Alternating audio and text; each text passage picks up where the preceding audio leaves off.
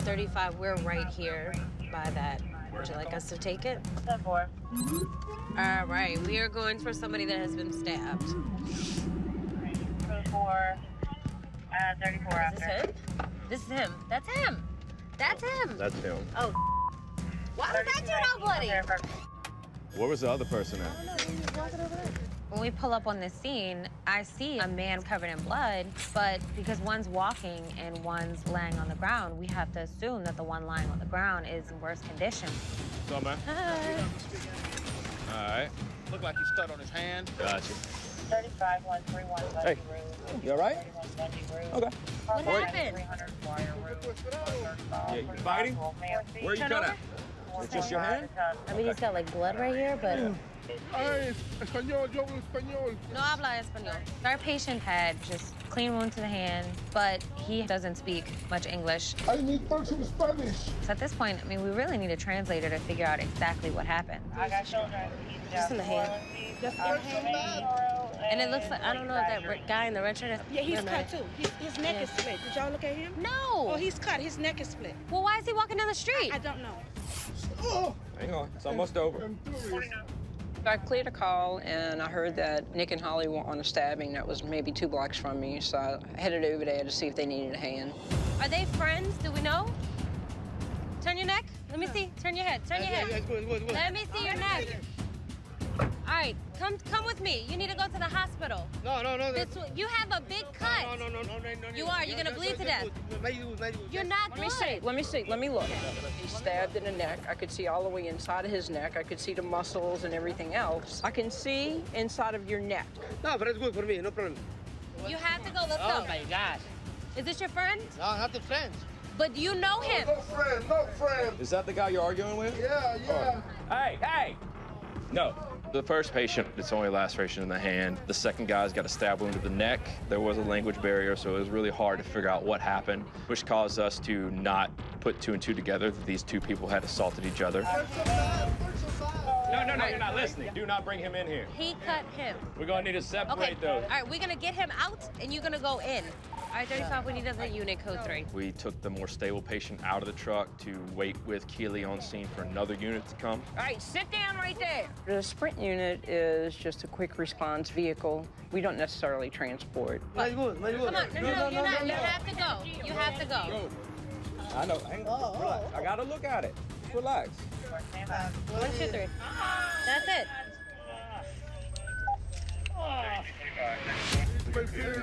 USA. I'm too My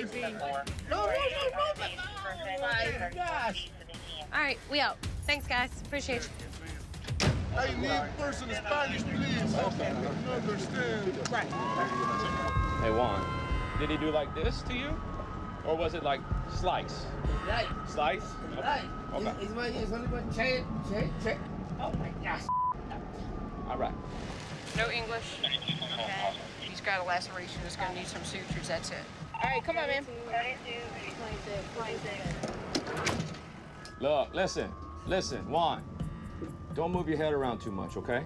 My working for construction. I understand. Oh my gosh. So you ain't gonna be able to work if you ain't living. You know what I'm saying?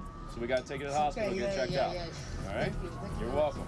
It's not every day that you roll up quick enough to find the victim and the perpetrator on the same scene. Obviously, if we spoke more fluently, it probably would have helped out knowing that they stabbed each other quicker. I just think it's funny that people like to point the finger at each other. Oh, yeah. And then you're just like, wait, what? What? Right. You stabbed him? He stabbed you? Who stabbed who? Right. Who did it? Who did? Your son to female that was stabbed in the hand, 715 UPD. Okay, from Palmetto and South Claiborne. We are going way up to the 7th. It says the suspect fled on foot. Most likely by the time we get there, it's going to be code 4. We're dispatched to a female who's been stabbed in the hand, and the suspect has fled the scene. We want to arrive on scene fast. We want to get there and stop the bleeding. We don't want her to bleed out. We also don't want her to change her mind. Sometimes in domestic violence situations, the patient will decide they don't want to go to the hospital or they don't want to file a police report, and they'll just leave the scene. got an argument on a bridge. He got a cut on a finger. We wrapped it, bandaged up. Oh. Hey, how you doing, Mama? Let's see your hand real quick. What happened tonight? It looks like it's down in the bone. Yeah, you'll need a couple stitches for sure. We'll get you up in the ambulance, get you checked out, okay? Before we get you inside, can we take your jacket off real quick, sweetheart? After we determine this patient does not have any immediate life threats, our goal is to cover the injury and just keep it clean so that her stab wound doesn't become life-threatening from an infection. Relax your hand for me just for a second. Relax. Just relax. Hurting? Okay, leave this arm still for me, okay? Let's get a blood pressure on you. I'm gonna start an IV and give you something. I'll give you a little bit of something for the pain, okay? Just knock the edge off. Just stick in your arm on 3, 1, 2, and we're done. Clearly, she's in a lot of pain. I can at least make her feel better by giving her pain medication. Putting out a warrant for your husband's arrest, okay, man? We all get you. Thank you. Did he hit you anywhere? Okay. Did you get knocked out, baby? I was old. I feel right up in here, so if I feel anything, okay? I don't feel anything in your head, so that's good.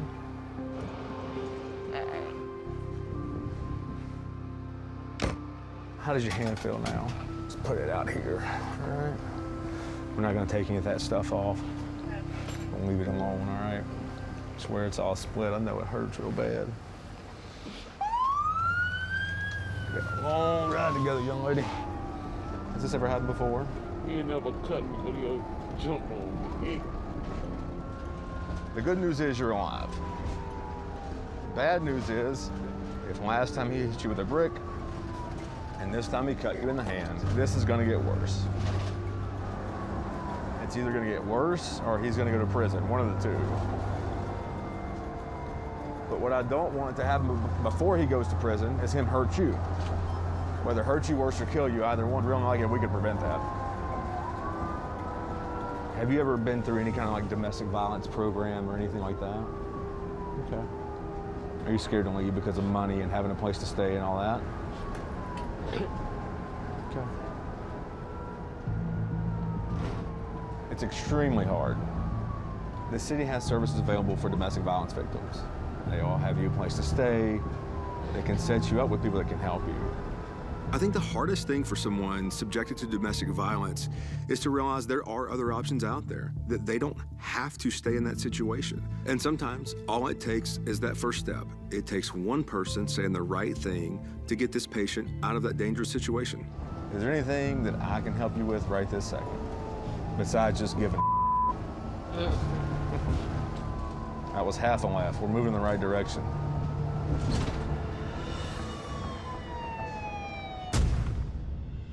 So we're going to Bartholomew for a 64-year-old male stabbed multiple times, which is a little old to be out there fighting in the streets. Bartholomew. Not an area where we get a lot of trauma. Just kidding. It's an area we've been to a lot.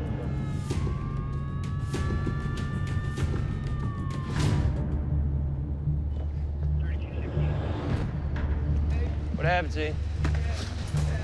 With what? This one? The knife has blood almost down to the handle. So we know that the knife went deep into the chest cavity. You can see blood dripping down his shirt. Any trouble breathing? If the knife punctured a lung, air is gonna keep going into the chest cavity, and it's gonna push the lung down and collapse it. Take a deep breath for me, sir. Extremely diaphoretic. We have a really dangerous situation. Get him on the stretcher, guys. He needs to be in surgery. All right, man, can you stand up? Hang on, man. I got my... You got behind him? 1, 2, 3. We got you. Hey, my man, you got any medical problems? Huh? Diabetes and blood pressure? If the knife punctured a lung, air is gonna keep going into the chest cavity. It's gonna push the lung down and collapse it. Get a line for me. He needs to be in surgery. Yeah, cut the pants off. Did he hit you with anything else? No. Okay. In really good hands, all right? Let's stick in your hand. 1, 2, 3. You got that. I'll do that in route. I'll fix all that. I'm gonna need to take this down, the line down. That's good. Sir, please be really careful with this line, okay? It's the only thing keeping you alive right now. He was extremely diaphoretic. He was starting to lose consciousness a little bit. He's in bad shape, but the crew had a really good scene time. They got there quick. They weren't on scene very long. They got their line, the vitals, got what they needed, and then getting him to the hospital as quickly as possible to get him into surgery is, you know, ultimately what he needs. He'll probably spend a few days in the hospital because he ain't gonna die. Not with us.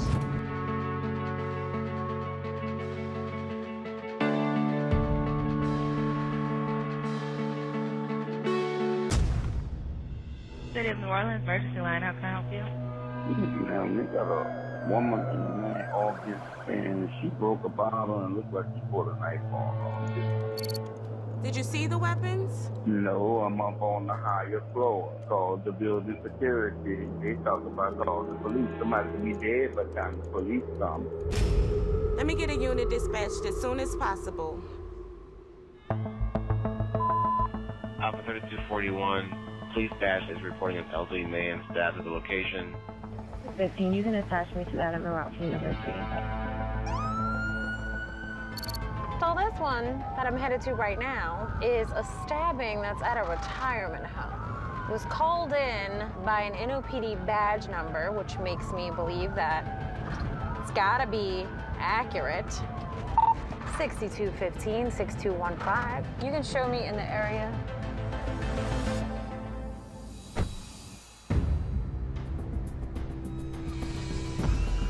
Anytime I hear stabbing to the neck, there could either be major bleeding or damage to your airway that could be fatal in seconds. So I get in the back of the truck, just kind of prepping so that when they get this guy in, we can start assessing and treating him pretty quickly. What's going on? Hey, wake up. Wake up. Keep your eyes open. Wake up. Wake up, wake up, wake up, wake up, wake up. One of the reasons we try to keep them talking is because if they start getting confused, that's another early indicator that they've either lost too much blood or there's an airway issue going on that's preventing them from oxygenating appropriately. Hey man, what's your name? Hold on, he going out on me, man. Why you not talking no more? You had a whole bunch of say outside, why you not talking no more? I'm talking. Blood pressure cuff on, man. Don't talk to me. 18 AC. I was trying to help him from hurting that woman, man. Just me and my neck. All right. She juke me already, man. Okay, we know, baby. Don't juke me no more. I know we're gonna start a quick IV. It's gonna be, I know. Why? Because you might have to go to surgery. You might need blood. It look that bad? Yeah. It will be all right? Yeah. Can you put your hand right here? Can you put your hand right here? Can you hold that? Yeah. Just push your hand against it. Just push against it. Right? Yeah, just push your hand against that, okay?